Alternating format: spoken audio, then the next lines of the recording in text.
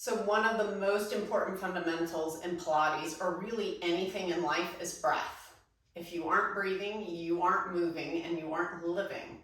So I always have two major rules in Pilates. One, it shouldn't hurt, and two, you should always breathe. Pilates can be very picky about breath.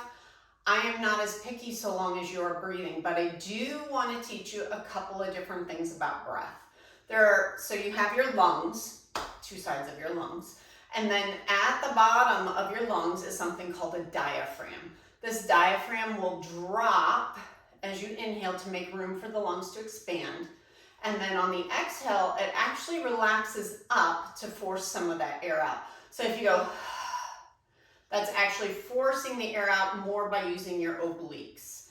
So I want you to think you can breathe. So a lot of people, especially if they have emphysema, anything like that, they'll breathe with these muscles up here, which are called accessory muscles. And so you'll see this big chest inhale. So you can think about breathing into your chest and exhale, let it fall. I suggest bringing your hand here. You direct the breath into your hand and let it fall. So a lot of people, and I'm going to turn sideways, and I'm sitting up on a block just because it gives me a little more room for my hips. But if you come to the side, you can inhale into the lungs up top and let them drop. Now, you can also bring your hands to your rib cage, and you can inhale into your lungs laterally or side to side, and then exhale, feel everything come in together. Again, this can be called accordion breathing because you think about that accordion expanding out and coming back in. So you can inhale, feel those lungs expand, and come back in. I'm going to show that again from this position, just to give you a good view. So again, hands to rib cage. If it feels a little bit better, you can bring hands this way too. It's a little easier on the shoulders. But you can inhale and exhale. Then there's another breath called umbrella breath.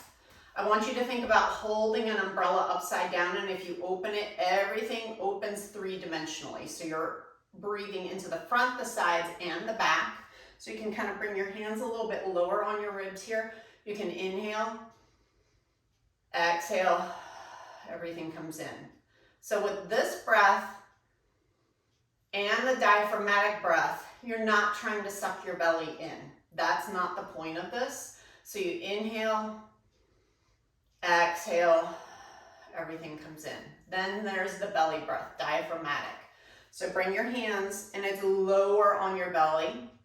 And you inhale, feel the belly expand. Exhale, feel the belly pull in. Again, inhale and exhale. Breath is so important in so many ways. Not only is it important to drive movement, it's also really important for stress relief. So if you're having a really stressful moment, and sometimes it's very difficult to let that stress go and to think about breath, but if you take an inhale for 4, hold for a couple of seconds, and then do a longer exhale, maybe for 5 or 6, and you do that a few times, you'll find that stress may melt away, or the problem doesn't seem as big as it once did. So again, try using these different breath patterns, especially if you find that you tend to hold your breath a lot. It's really good to use the lungs as a pump, and also our diaphragm is the top part of our inner unit, which helps us in all of our core control. So come back, visit this video as much as you need to remember how to breathe.